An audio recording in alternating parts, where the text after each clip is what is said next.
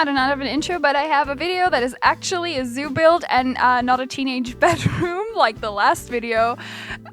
You guys took that so well. I was a bit, not nervous, but I was like, are they gonna think I'm crazy? But no, you were all in on the joke. If you don't know what I'm talking about, my last video was for the new grassland pack emu, and instead of building something that was an actual thing, I decided to make a stupid joke and build a emo bedroom. So not an emo enclosure, but an emo teenage bedroom.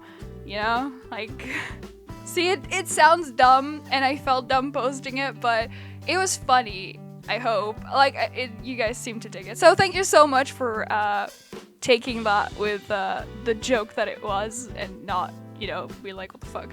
So, we are back now. We're still voting for the Grasslands pack. I was quite surprised that the Armadillo had such a tolerance for cold. I did not know that. So that qualified it for being in our zoo. And let me just go out and say I am not happy with this build. So there's a few things that are to factor in here. First of all, this is a very important place in the zoo. So you can basically see this area, this building, from many different angles throughout the zoo, so it is quite important. You see it when you exit the what's it called? The gondola station. You look at that. When you look through the big viewing gallery of the polar bears, you look up at this. When you walk up the hill, you look at this. So this is an important build, and I had a totally different thing planned there. I planned to have a house for the bats there.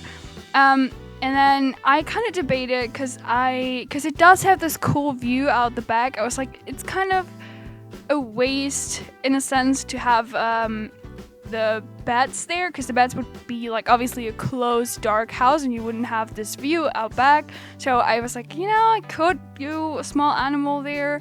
And I obviously, you know, you kind of want to use the new animals. So I was like, yeah, okay, I could put that armadillo there. Looking back at it now, looking at the building now, I think this should have been a food court or some sort of food thing, guest thing. I don't think I should have put an animal there, but I was too far in when I realized it, and I do like it.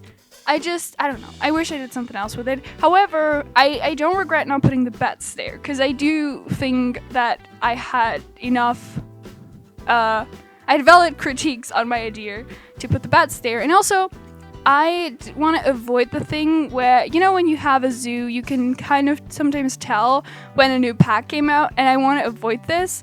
I already don't like that in the beginning of the zoo. It kind of looks like this was built when the Europack came out, which it wasn't. It just happens to be that there's like 3 Europack animals in a row. So I might want to put the bats there, kind of bring in a different expansion there. And that's also why I didn't want the bats here, because we already have the raccoons down the hill, and then up the hill there's the skunks. So I kind of didn't want the bats here.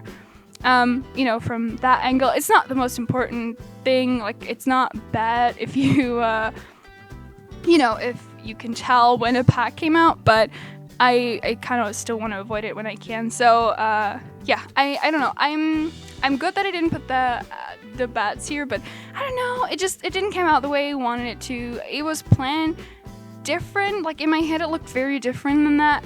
However, I wanted a weird structure just because you could see it from so many angles. I didn't want it to be boring. I didn't want it to have any blank walls, which it does. Oh god, which it doesn't. Oh my god.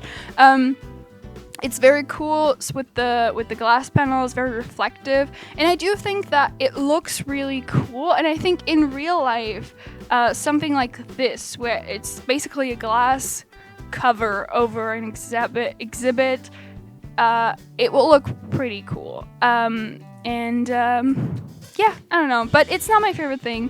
I will say that, and yeah, I don't know.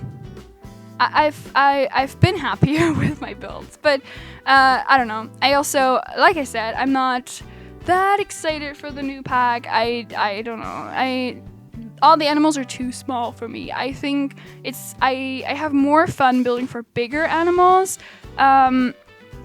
because I feel like when you stand there, like in this like little indoor section for the armadillos right now, when you look down and there's an armadillo, it looks like a rat. It's so far away, and you can't make it closer because that's how the paths and the terrain function together, and so it kind of looks just like whatever, because they're so tiny and just I don't know. I don't know. I'm not the happiest with this build, but I do think it's from afar it looks cool, and that was very important for this area, so I won't change it. But unless I have I don't know, I wake up from a dream about a brilliant armadillo habitat and I want to build something new for the armadillos, I'm not gonna change it.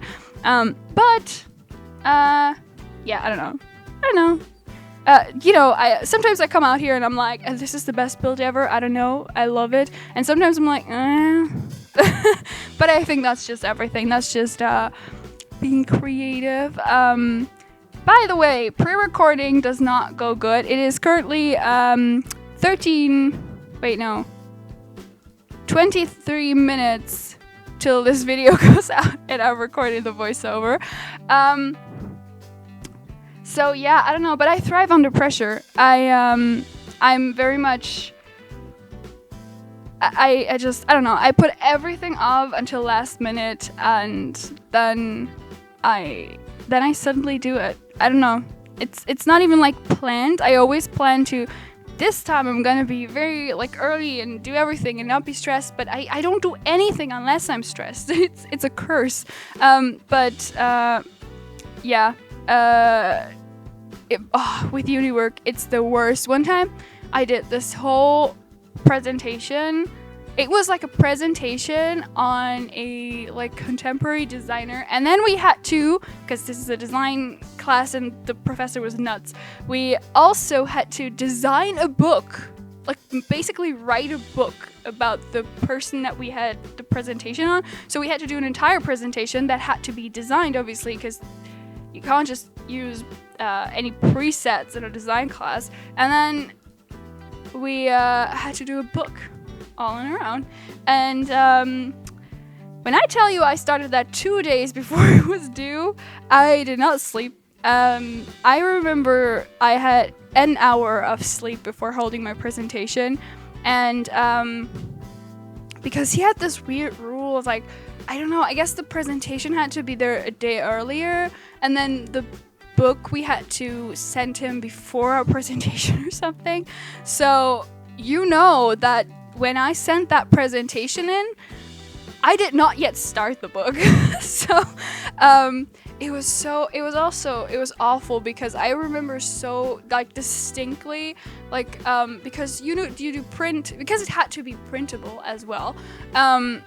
You do print stuff in InDesign, and I don't know why. Like for years I've been doing stuff with Photoshop. I love this kind of stuff. Why did I decide on my final thing to turn into that class to not have different saves, but to put everything in one save file? Because usually you do that because sometimes, you know, you work on something and then realize it doesn't work, you want to go back to an older stage. That's why you have different save files. I even do that with my zoos. I didn't do that. And then the one thing that has never happened before, the file broke. I couldn't open it anymore. I was crying. I wasn't even crying because I was afraid that I was going to fail the class. I would cry because I was so annoyed. But oh my god, that was that. But it was a very cool presentation, I gotta say. I don't know if we still have time to talk about that, but since I have to do multiple voiceovers in a row for my pre-recording over Christmas, which we will still see if that's gonna happen, I might talk about my presentation there, because it was a very cool designer I picked. I kind of regretted that though, because that made it take a lot more time because I wanted to do it justice. I should have just taken someone, I don't want to say boring because that's mean, but someone that had a more average rise to design fame, because that dude was pretty nuts. But I loved it. That's why I wanted to hold a presentation on him. He was very unconventional. Yeah, I don't know. But it was an A. I was so happy. Like, not really fair, because I know that a lot of people put a lot of effort into that, and I started a few days earlier, but I still got an A. And I do think it was kind of biased because my professor really liked the designer that I picked. He was like a fan of his. Like, after my presentation, he said that he did like a design masterclass with this guy once, and I was like, well, I should have known that earlier. Because sometimes when you find out that the person judging is a fan of what you're holding a presentation on, if that makes sense, that's kind of stressful. So I'm glad I didn't know earlier, because that would have stressed me out. I remember when I told him which designer I picked, he just said something like, "Oh, you're gonna have fun with him," and I was like, "What?" But he was right. It was fun. It was a fun presentation to do. But I won't go into that now because we don't have the time. But we might have a talk about David Carson. If you want to or not, I'm going to talk about David Carson in one of the voiceovers, because I am afraid that when I spend all my days sitting at home and doing nothing but record, then I don't have anything to talk about in the voiceovers. So get ready. In one of the voiceovers, we will talk about a random designer that you don't care about. In another voiceover, we will talk about how I have to go to the dentist a day before Christmas. Like, who, why? Christmas is the one time you have to be able to eat without care. And I have struggles with my teeth now. So I have to go in a day before Christmas, and then like a few days before Christmas, and then a day after Christmas. So I have an open thing in my mouth during Christmas, which is just lovely. But yeah, I don't know. It's also weird because I don't want to start a topic and then like rush through it, and then in the next video be like, I can't talk about it because I already said that in that video. So let's just talk about the build, shall we? For a change, you know what? Let's be crazy today and talk about the build. I'm not quite sure about these overgrown vine thingies. In my head, it looked good. I thought it was gonna do a whole like shadow story for me. It doesn't. You just barely see it from the inside, so it's just like there. Oh my god! Shout out on the traversable area of these animals, though. Like, they fit through that little thing there. Amazing. I don't even have the words. See? They fit through. Usually I cut out the traversable area check, but they fit through. That is amazing. So they get better with the traversable area. Now, if they were to change older plants, that would be great. Because the older plants, they are even worse than the animals. Like, you can, like, you place a tree and a 30,000 meter radius, the animal can't traverse. So I know that's not gonna get changed. I just wanted to complain about it. No, I usually never complain about the game. I'm just like, yeah, okay, I can work around that. But I'm still upset because I couldn't use this one specific plant in the what is it called again? The terrarium in my old-timey zoo series. I'm still salty about that. I'm still salty that I had to exchange the plant because the alligator couldn't move and now the big one still can't move, and it's the whole thing. But that's not Frontier's fault, because Frontier probably didn't expect that someone was going to be like, you know what, I'm going to build a zoo that is so old-timey that the animals can't move, because that's realistic. But yeah, I don't know how I got here, but I hope you enjoy the rest of the video. We will see you in a real-time part. Listen to some music until then. This was a weird voiceover, but yeah, okay. Let's see in the real time, shall we?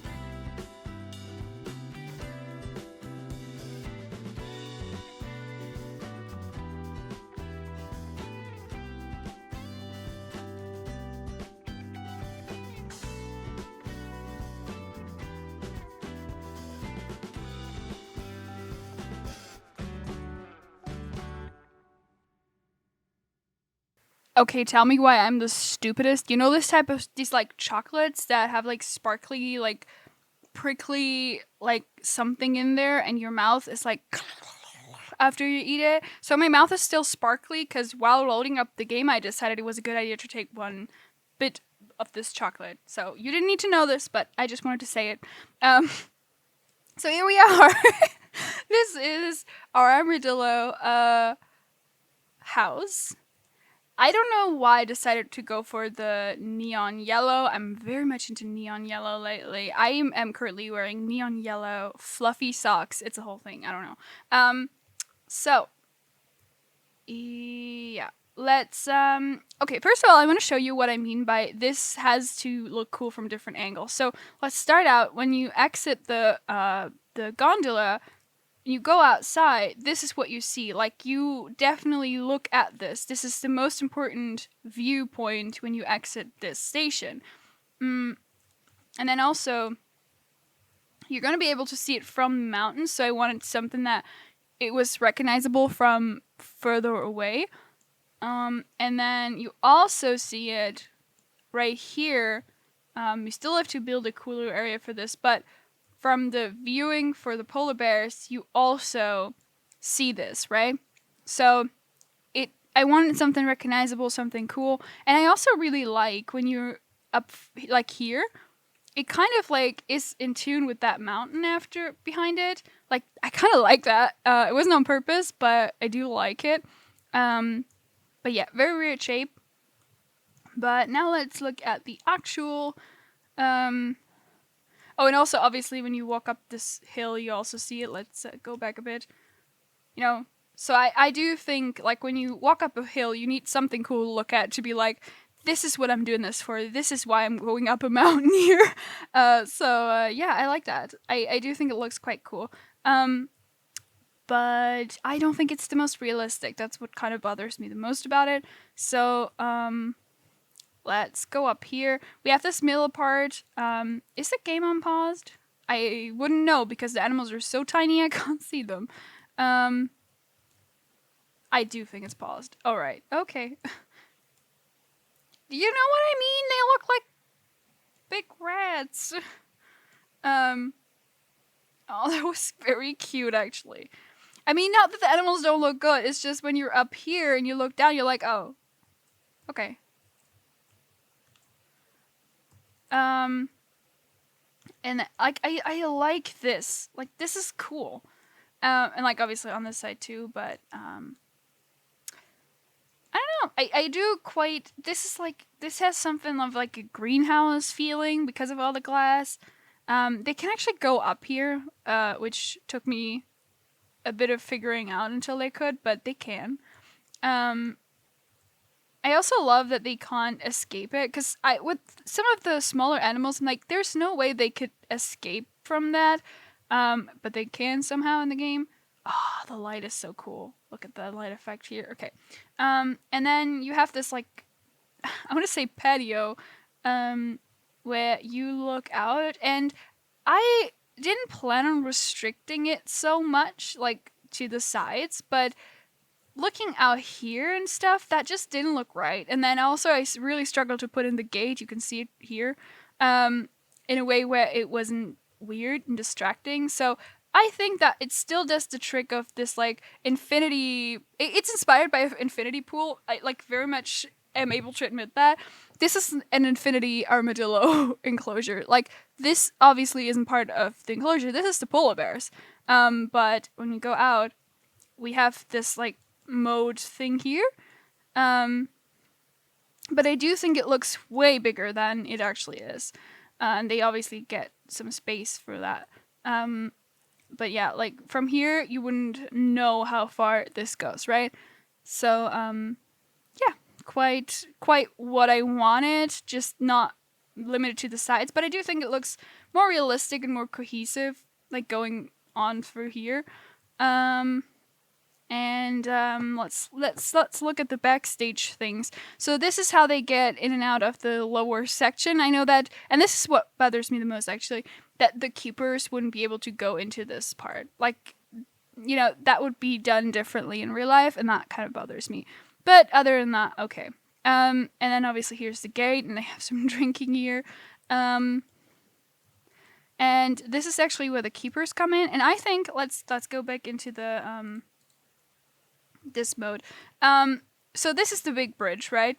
And we have this this site thing that we have throughout a lot of the park already.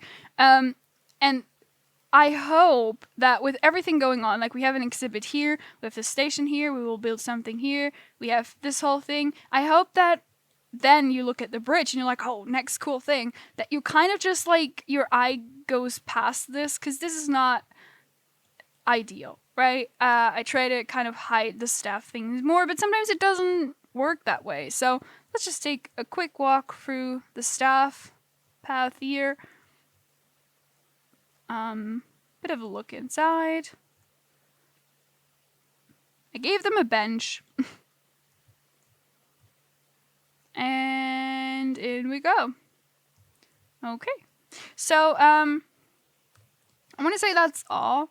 I quite like that it doesn't really obstruct the views. That was very important to me. I don't know. I don't think anyone will walk here. I think this won't match. I don't think we'll have a path going here. I think it will go like this, and then loop back here, and then you go here, and then it goes here. You know what I mean? So this won't have a connection. This will be an area, and this will be an area, and the bridge will be the connector. So I don't think we will ever have a view from here. But even that would be cool. Okay. I mean, I don't hate it. How does it look from here, though? Okay, you can't really see it from here, but that's okay. You know, what you can see can't be ugly, right? So, oh, let's go back. Let's actually look at it. Okay, so, I hope that you liked it. I know that this voiceover was wild, and I just hit something with my arm. I know that this was wild. I don't know, I'm very unconcentrated. I still hope you liked that video. I hope that you enjoy the build, and I hope that you enjoyed this vet running around like a lunatic.